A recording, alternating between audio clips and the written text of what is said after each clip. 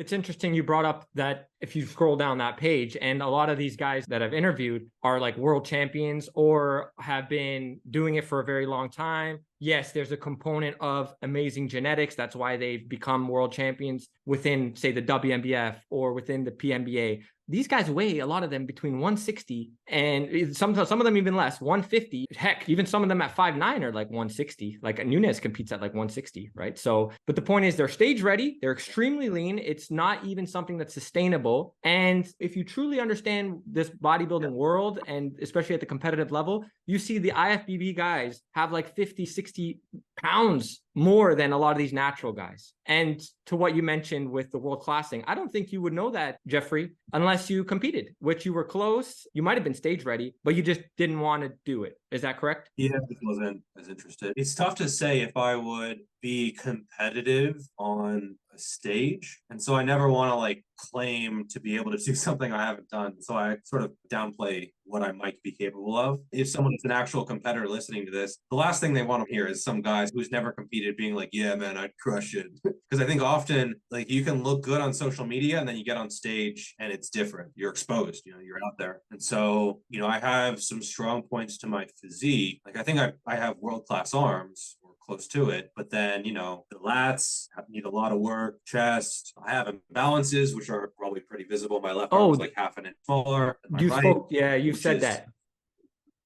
To the trained eye, you can see it. Like if you're in it, you can see it to the trained eye. If you speak about it, you look for it. Okay, fine. But I think that's pretty normal, yeah. actually. I should talk about it. Yeah. Because if I do compete, everyone's gonna be looking for that. Oh, it is smaller. Oh, I should probably stop training my right arm. Just use the left for a while. But my legs are pretty good. Calves are definitely weak. I have a pretty narrow waist, which helps. My abs are improving for sure, but a lot of it is the leanness as well, which I got pretty lean, but I don't think quite stage ready. Stage ready is kind of a range, it depends on which stage, but so I was pretty close to stage lean. I think stage lean is kind of a range, right? Like there's world-class stage lean, which I don't think there's a lot of wiggle room on. Like there's probably about 1% body fat difference between that and not quite there. And that's very visible. Like that 1%, you can see it. When you're that lean, even losing half a pound, I mean, you can see it. You can see the fat sort of evaporating into the ether day by day almost. And usually if you see visual changes day by day, it's just water weight. But I think when you're that lean, yeah, if you lose just even a matter of grams of fat, you can actually see it. So I got pretty lean. I had veins in my glutes, which I think is a pretty clear sign that I was lean.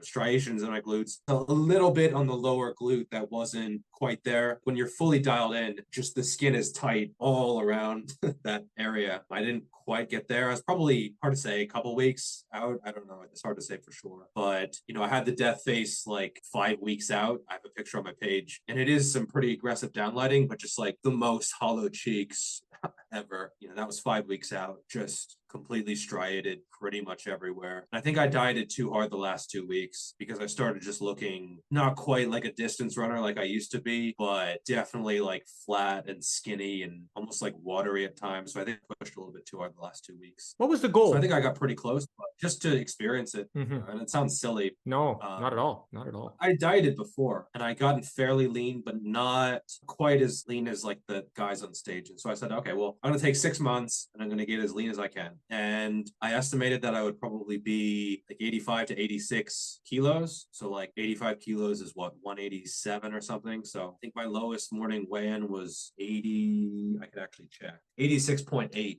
was my lowest. Okay. So I was pretty close to where I thought I would be. I started the cut at 101.7. So like 223. And so I got down to about 190. I felt like I achieved my goal. I felt pretty good up until the last 2 to 3 weeks. That's when my sleep started getting very disrupted. I'd wake up at 4 or 5 in the morning and I just couldn't go back to sleep. Obviously, a lot of hunger. I started really having trouble recovering, which is usually not much of an issue for me. But like my hips started getting really beaten up. I probably pushed a little bit too hard with the lower body training. I was also like getting in 20,000 steps a day at that point. A lot of it was post-workout, which was probably a mistake. I was just feeling pretty pretty miserable. I remember I watched a movie with my wife in the last week, and like I just wanted to sleep. It was like a midnight movie or like an 11 o'clock movie or something. And so, but I'm like, all right, yeah, like, just because we don't go out that much. So it was like, all right. And I didn't want it to impact her at all. Like I didn't want her to even know about it. So I wasn't like, honey, I'm going to be dieting. This is super important. No, I just didn't say anything at all. I just sort of did it. And so, that last week, we went to the movie, we finished it. I was working on like 3 or 4 hours of sleep for the past week. And so my wife tried to call a taxi to take us a 5-minute walk.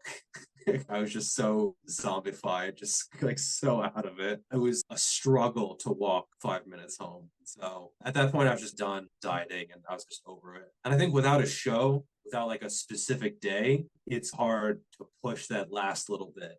Like if I had a show a week after that or 2 weeks after that, and you have that specific day where you have to be ready and everyone's going to see you, etc. I think it's a little bit easier to really finish strong. But at that point, I had been dieting for 6 months, and without that specific day, I was just like, all right, I'm done. I'd actually ordered a bunch of protein bars, and I hadn't checked the macros, and each bar was 1 gram of protein or 2 grams of protein, and each one was like 100 calories. It's like a candy bar, basically. 3 days out from when I wanted to finish, I ate a whole box of those. And so that was the end of the diet. That's classic.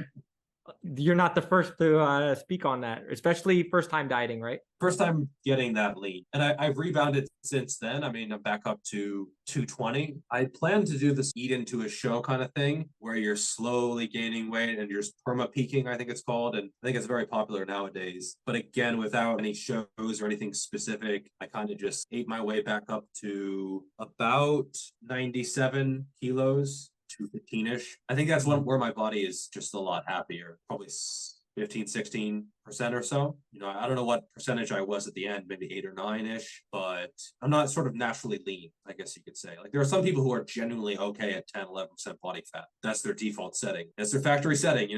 They popped out of the womb at 10-11%, and like that's where they're happy. But for me, I need to eat a little bit more, and I have a big appetite. Even as a distance runner, I had to really restrict to get down in body weight. And so I just do better when I'm 15% plus body fat. I've been vilified for that as well. The last couple of bulks, I've gone up to like 20, 21, 22% body fat. And some people are like, there's no way you ever have to go above 15%. Well, I think that's pretty individual. For some people, they never have to go above 50% because when they get to 15%, they lose all their appetite. They start feeling like crap if they eat more than that, right? But for me, it's the opposite. Once I get to 15% is when I start feeling more normal. And I probably could maintain 12 or 13%, but I do have to be conscious of my activity, my nutrition, getting in steps, etc. Plus, I'm just not as strong and progression is not as good as if I'm 15% plus. Everyone sort of has to find that sweet spot where they can gain effectively. And for me, early on in my training career, I spent a lot of time trying to maintain too lean of a physique, and that kind of held me back. And so now I know that I have to get just a little bit fluffier. We're not talking about like giga bulking or